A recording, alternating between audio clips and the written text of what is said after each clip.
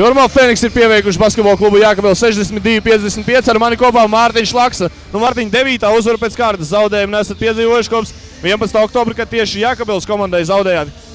Kas ir izmainījies? Kāpēc jūs -3 pēc pirmai spēlē šodien 7 un 9. uzvara? Es nezinu, notiek kaut kāds komandas darbs, tā ir pašadeva cīņa.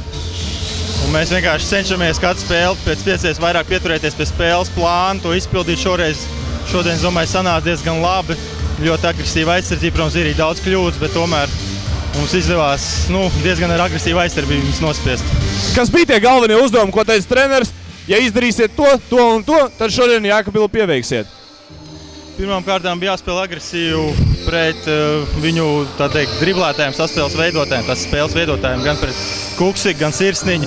Līdz ar to viņiem grūtāk un līdz ar to vairāk citiem jāveido tās situācijas bija. Kā pats sadzīvo, var teikt, ka tu esi komandas līderis, tev ir vidēji visvairāk gūto punktu sezonā. Un kā sadzīvo ar šo lomu, jo iepriekšējās komandās, kurās spēlēja vismaz Alders LBL, tev nebija šāda loma? Es nezinu, ko es tev varu pateikt. Man uzticās treneris, viņš man ļauj mest. Es cenšos viņu nepiebilt un izmantot savas iespējas, tik cik viņas ir, tik ir. Un spēlēt pēc labākās sirdsapziņas. Un kā izskatās, 9 uzvaras pēc kārtas, esat gatavi turpināt šo sēriju? Un tas ir Latvijas līgā.